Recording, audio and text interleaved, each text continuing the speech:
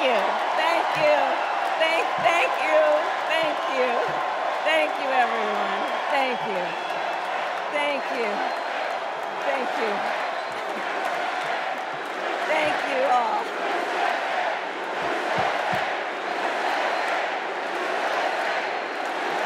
Thank you all. Okay, we got to get to some business.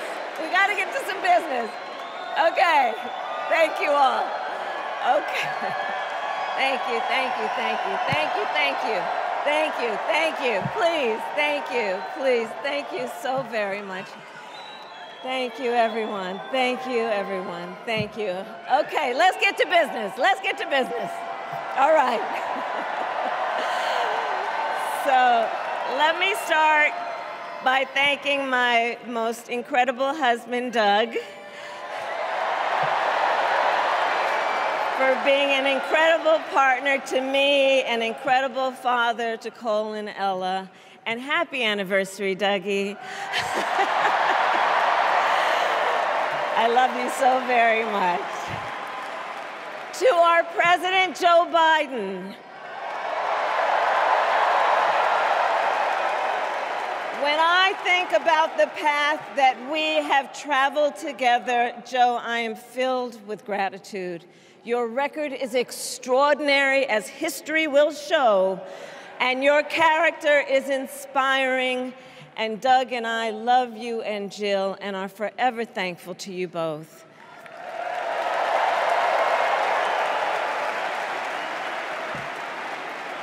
And to Coach Tim Walz,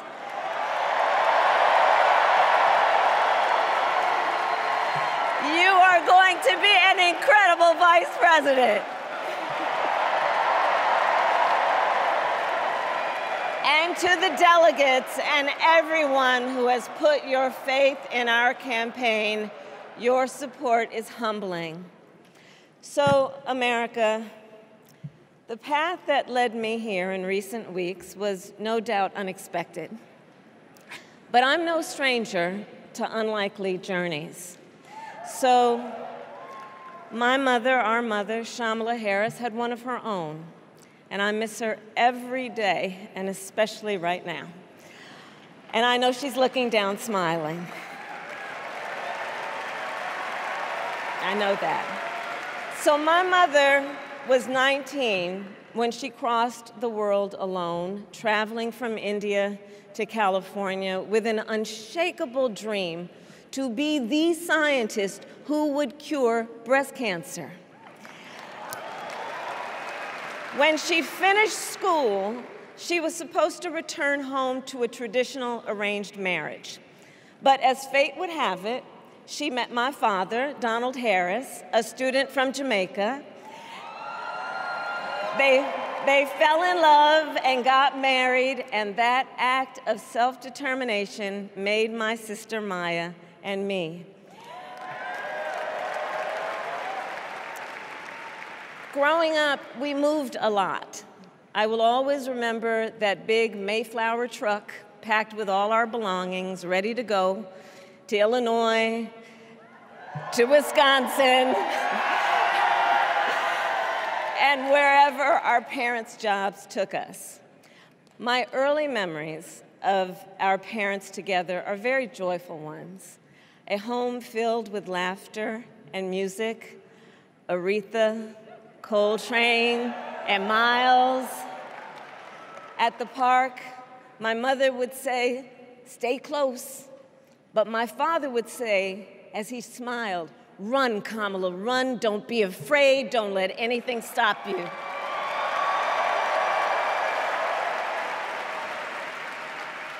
From my earliest years, he taught me to be fearless. But the harmony between my parents did not last. When I was in elementary school, they split up. And it was mostly my mother who raised us. Before she could finally afford to buy a home, she rented a small apartment in the East Bay. In the Bay, you either live in the hills or the flatlands. We lived in the flats. A beautiful working class neighborhood, of firefighters, nurses, and construction workers, all who tended their lawns with pride. My mother, she worked long hours, and like many working parents, she leaned on a trusted circle to help raise us. Mrs. Shelton, who ran the daycare below us and became a second mother. Uncle Sherman, Aunt Mary, Uncle Freddie, Auntie Chris.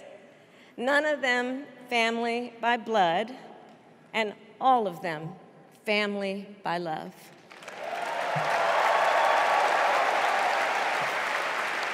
Family who taught us how to make gumbo, how to play chess, and sometimes even let us win.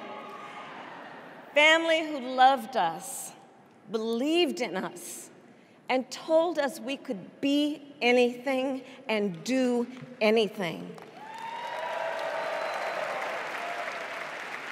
They instilled in us the values they personified: community, faith, and the importance of treating others as you would want to be treated, with kindness, respect, and compassion.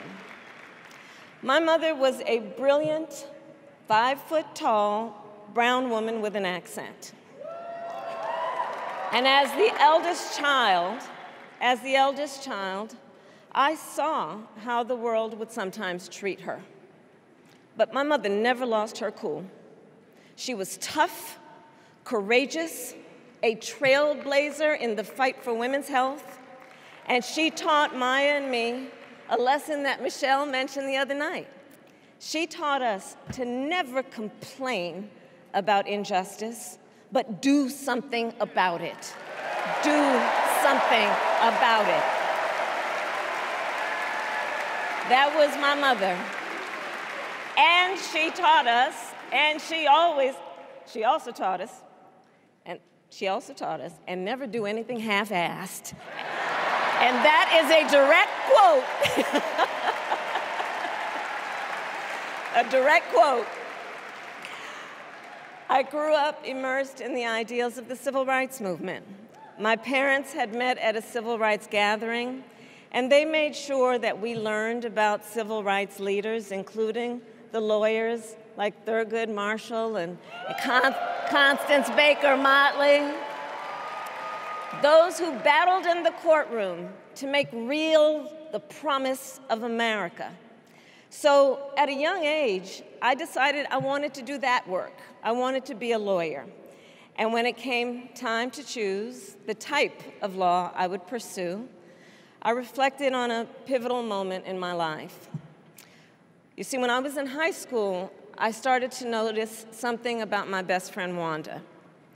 She was sad at school, and there were times she didn't want to go home.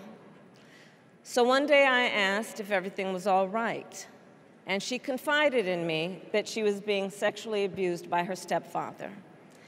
And I immediately told her she had to come stay with us, and she did. This is one of the reasons I became a prosecutor, to protect people like Wanda, because I believe everyone has a right to safety, to dignity, and to justice.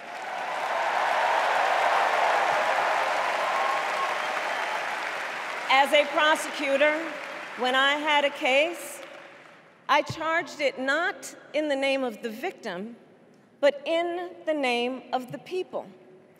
For a simple reason. In our system of justice, a harm against any one of us is a harm against all of us.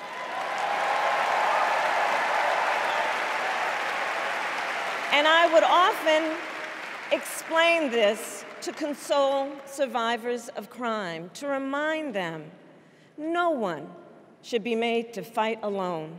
We are all in this together. And every day, in the courtroom, I stood proudly before a judge, and I said 5 words: Kamala Harris for the people.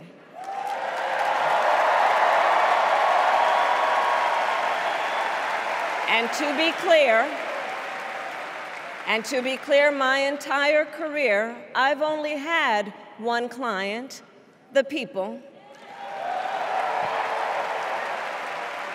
And so, on behalf of the people, on behalf of every American, regardless of party, race, gender, or the language your grandmother speaks, on behalf of my mother and everyone who has ever set out on their own unlikely journey, on behalf of Americans like the people I grew up with, people who work hard, chase their dreams, and look out for one another, on behalf of everyone whose story could only be written in the greatest nation on earth, I accept your nomination to be President of the United States of America.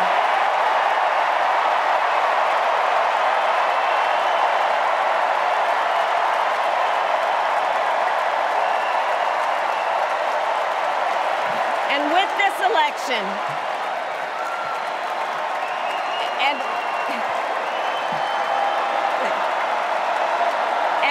this election,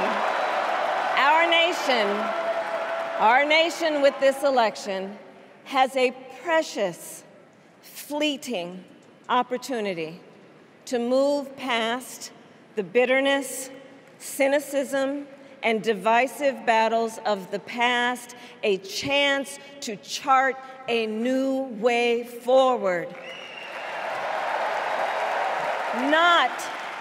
Not as members of any one party or faction, but as Americans.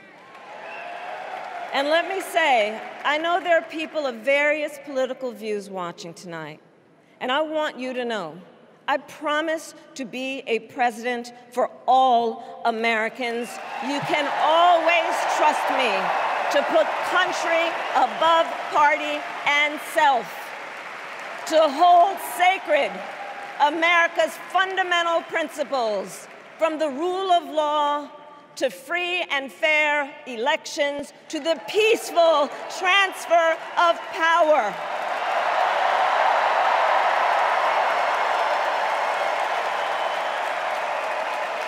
I will be a president who unites us around our highest aspirations, a president who leads and listens, who is realistic, practical, and has common sense, and always fights for the American people. From the courthouse to the White House, that has been my life's work. As a young courtroom prosecutor in Oakland, California, I stood up for women and children against predators who abuse them.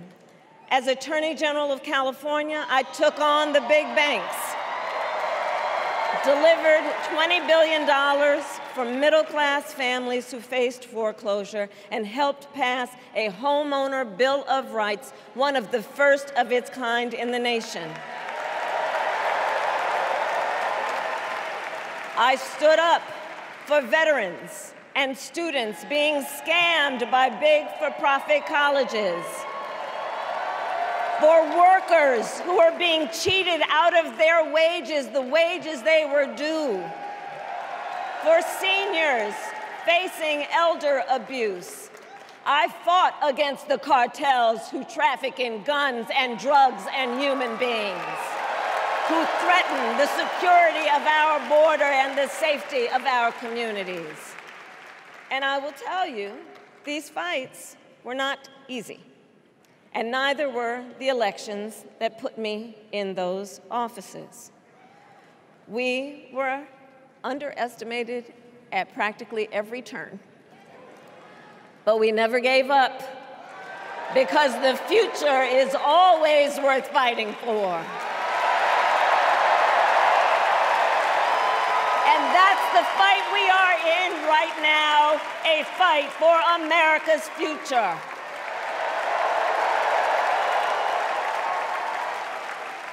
Fellow Americans, this election is not only the most important of our lives, it is one of the most important in the life of our nation. In many ways, Donald Trump is an unserious man. But the consequences of putting Donald Trump back in the White House are extremely serious. Consider not only the chaos and calamity when he was in office, but also the gravity of what has happened since he lost the last election. Donald Trump tried to throw away your votes. When he failed, he sent an armed mob to the United States Capitol, where they assaulted law enforcement officers. When politicians in his own party begged him to call off the mob and send help, he did the opposite. He fanned the flames.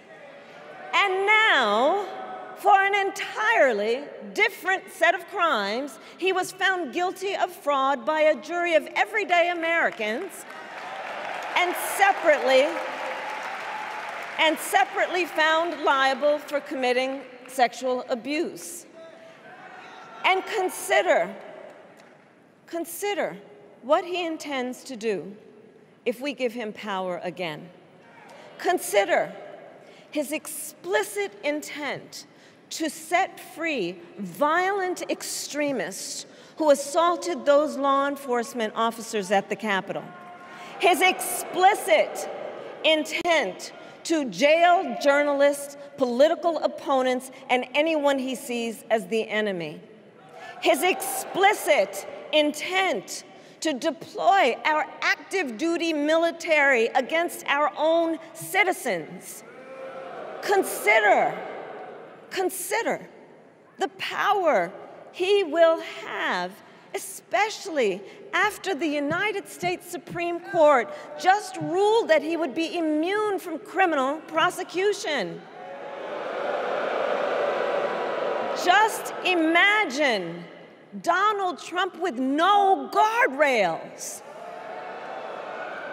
and how he would use the immense powers of the presidency of the United States, not to improve your life, not to strengthen our national security, but to serve the only client he has ever had, himself.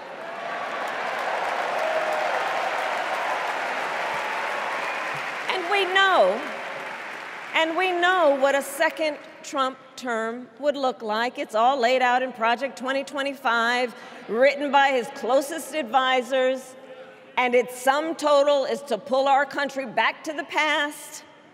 But America, we are not going back. We are not going back. We are not going back. We are not going back to when Donald Trump tried to cut Social Security and Medicare. We are not going back to when he tried to get rid of the Affordable Care Act, when insurance companies could deny people with pre-existing conditions. We are not going to let him eliminate the Department of Education that funds our public schools. We are not going to let him end programs like Head Start that provide preschool and childcare for our children. America, we are not going back.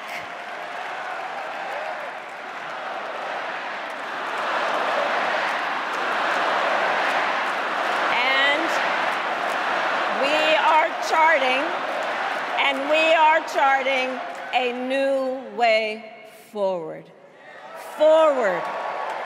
To a future with a strong and growing middle class, because we know a strong middle class has always been critical to America's success. And building that middle class will be a defining goal of my presidency.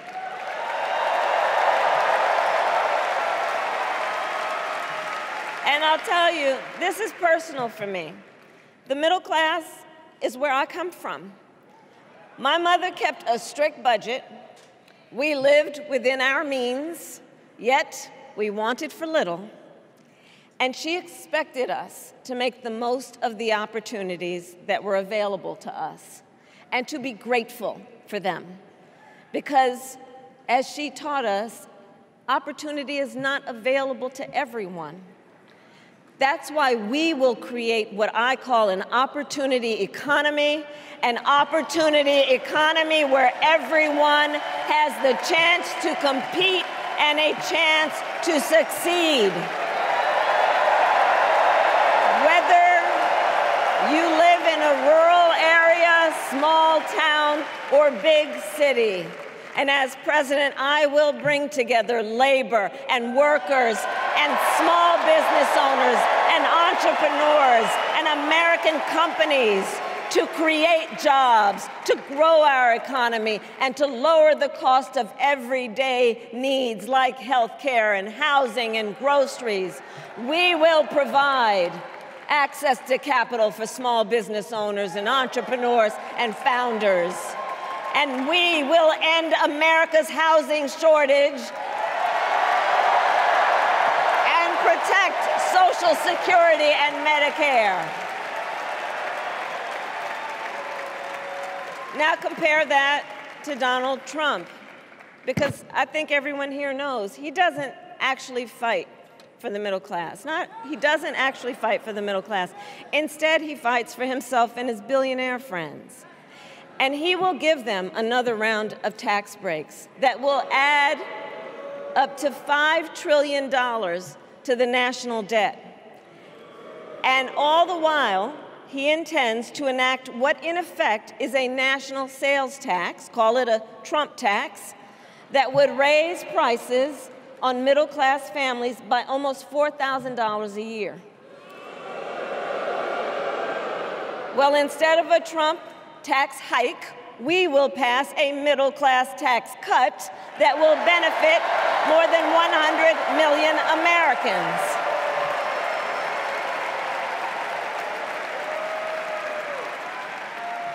Friends, I believe America cannot truly be prosperous unless Americans are fully able to make their own decisions about their own lives, especially on matters of heart and home. But tonight, in America, too many women are not able to make those decisions. And let's be clear about how we got here. Donald Trump handpicked members of the United States Supreme Court to take away reproductive freedom. And now he brags about it. In his words, quote, "I did it and I'm proud to have done it," end quote.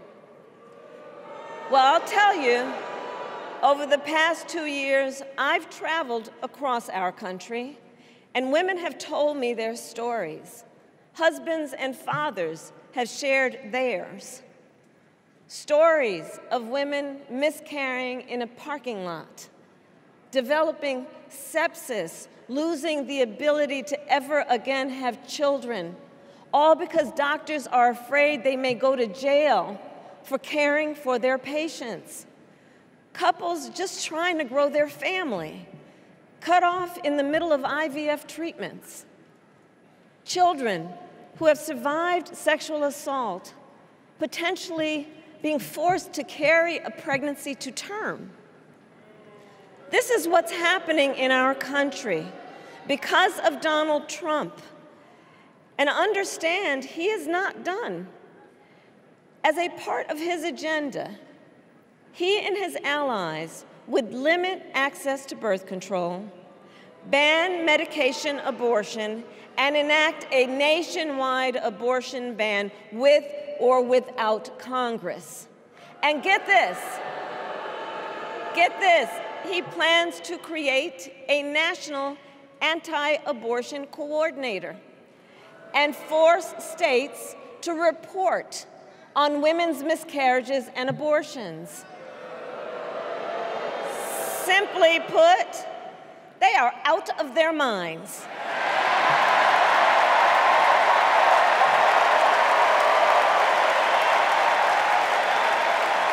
And one must ask, why exactly is it that they don't trust women? Well, we trust women. We trust women. And when Congress passes a bill to restore reproductive freedom, as President of the United States, I will proudly sign it into law.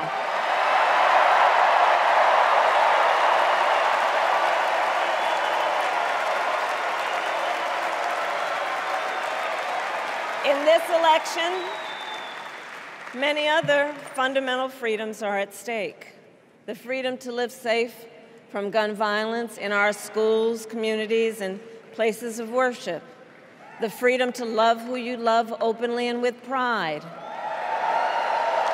The freedom to breathe clean air and drink clean water and live free from the pollution that fuels the climate crisis. And the freedom that unlocks all the others, the freedom to vote. With this election, we finally have the opportunity to pass the John Lewis Voting Rights Act and the Freedom to Vote Act.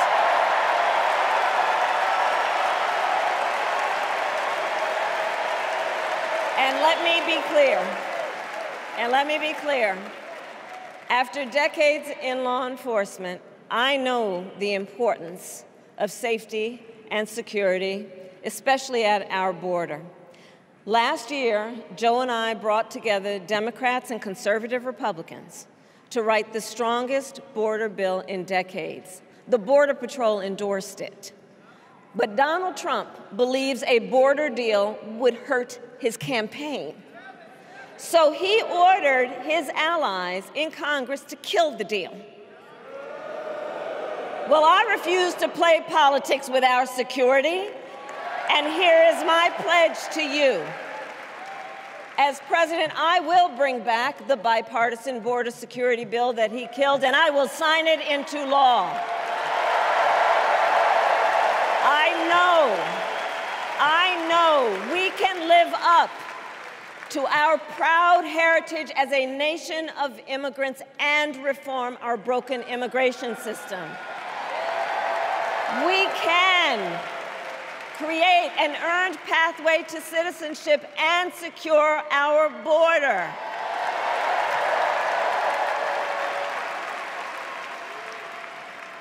And America, we must also be steadfast in advancing our security and values abroad. As Vice President, I have confronted threats to our security, negotiated with foreign leaders, strengthened our alliances, and engaged with our brave troops overseas. As Commander-in-Chief, I will ensure America always has the strongest, most lethal fighting force in the world.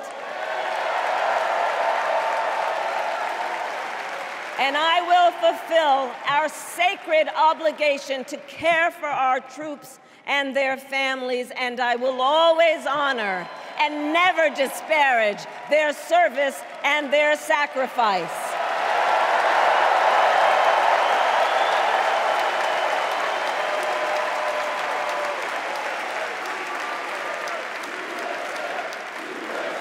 I will make sure that we lead the world into the future on space and artificial intelligence, that America, not China, wins the competition for the 21st century, and that we strengthen, not abdicate, our global leadership. Trump, on the other hand, threatened to abandon NATO. He encouraged Putin to invade our allies, said Russia could, quote, do whatever the hell they want. 5 days before Russia attacked Ukraine, I met with President Zelensky to warn him about Russia's plan to invade. I helped mobilize a global response, over 50 countries, to defend against Putin's aggression. And as president, I will stand strong with Ukraine and our NATO allies.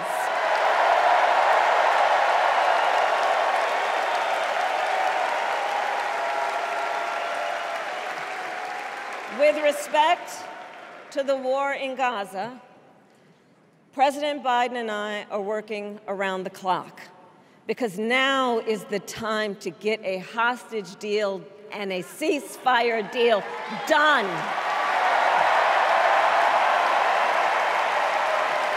And let me be clear, I will always stand up for Israel's right to defend itself, and I will always ensure Israel has the ability to defend itself, because the people of Israel must never again face the horror that a terrorist organization called Hamas caused on October 7, including unspeakable sexual violence and the massacre of young people at a music festival. At the same time, what has happened in Gaza over the past 10 months is devastating. So many innocent lives lost. Desperate, hungry people fleeing for safety over and over again. The scale of suffering is heartbreaking. President Biden and I are working to end this war such that Israel is secure, the hostages are released, the suffering in Gaza ends, and the Palestinian people can realize their right to dignity, security, freedom, and self-determination.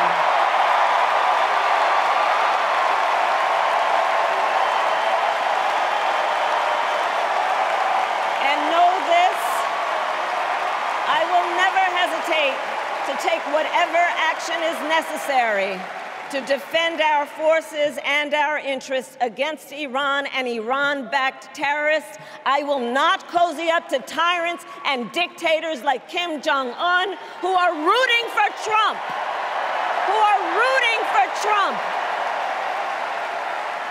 Because, you know, they know he is easy to manipulate with flattery and favors. They know Trump won't hold autocrats accountable because he wants to be an autocrat himself.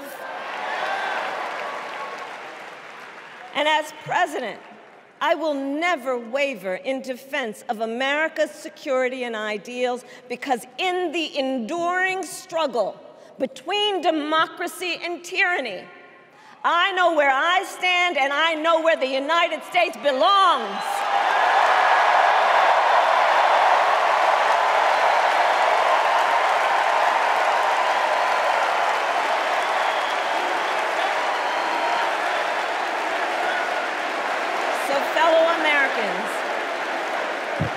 Fellow Americans, I love our country with all my heart. Everywhere I go, in everyone I meet, I see a nation that is ready to move forward, ready for the next step in the incredible journey that is America. I see an America where we hold fast to the fearless belief that built our nation and inspired the world, that here, in this country, anything is possible, that nothing is out of reach. An America where we care for one another, look out for one another, and recognize that we have so much more in common than what separates us. That none of us has to fail for all of us to succeed. And that in unity there is strength. You know, our opponents in this race are out there every day denigrating America, talking about how terrible everything is. Well, my mother had another lesson she used to teach. Never let anyone tell you who you are. You show them who you are. America, let us show each other and the world who we are and what we stand for. Freedom, opportunity, compassion, dignity, fairness, and endless possibilities.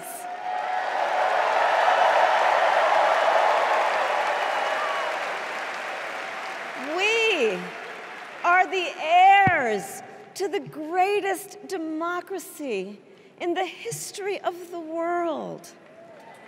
And on behalf of our children and our grandchildren and all those who sacrificed so dearly for our freedom and liberty, we must be worthy of this moment.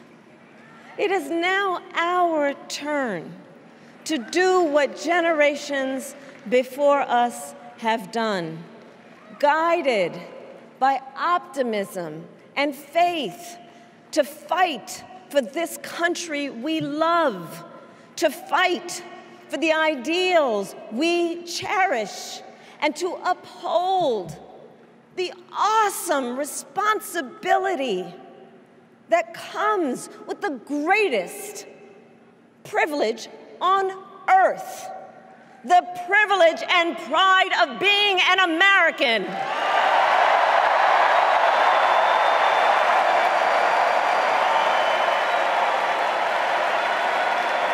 So let's get out there, let's fight for it, let's get out there, let's vote for it, and together let us write the next great chapter in the most extraordinary story ever told. Thank you. God bless you, and may God bless the United States of America. Thank you all.